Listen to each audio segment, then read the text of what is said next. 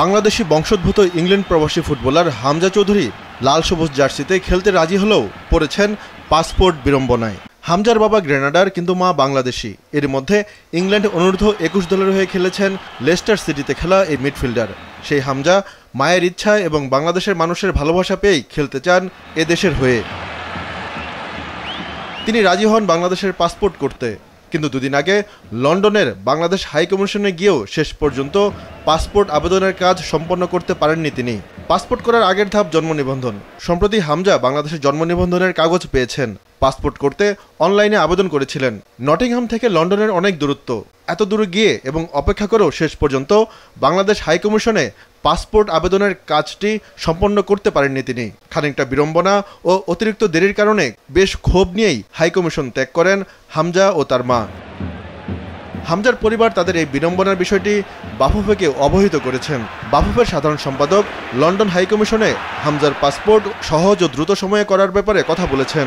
বাফুফের পক্ষ থেকে বলা হয়েছে, এ বিষয়ে তাদের সরাসরি কিছু করার নেই। দুই পক্ষের মধ্যে সমন্বয় করছে ফেডারেশন।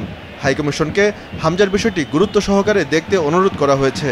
তারা এটি বিবেচনা করে সামনের সপ্তাহে হামজার জন্য বিশেষ সূচি রেখেছে। বাফুফে হামজাকে আগামী সোমবার আবারও লন্ডন হাইকমিশনে যাওয়ার অনুরোধ করেছে।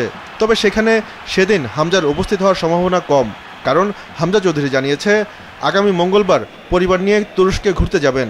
সেখান থেকে ফিরে এসে পাসপোর্টের আবেদন করার সম্ভাবনাই বেশি। পাসপোর্ট আবেদন করতেই ভোগান্তিতে পড়ায় সামনে বাংলাদেশের হয়ে খেলতে আরও কোনো বিড়ম্বনায় পড়বেন কিনা তারা, সেই শঙ্কার কথাও হামজার পরিবারের মনে উকি দিয়েছে বলে জানা গেছে।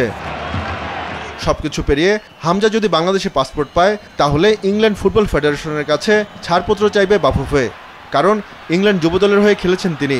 ইংলিশ ফেডারেশনের ছাড়পত্র পাওয়ার পর ফিফার কাছে আবেদন করতে হবে। সেখান থেকে সবুজ সংকেত পেলেই কেবল বাংলাদেশের জার্সি পরে খেলতে পারবেন হামজা।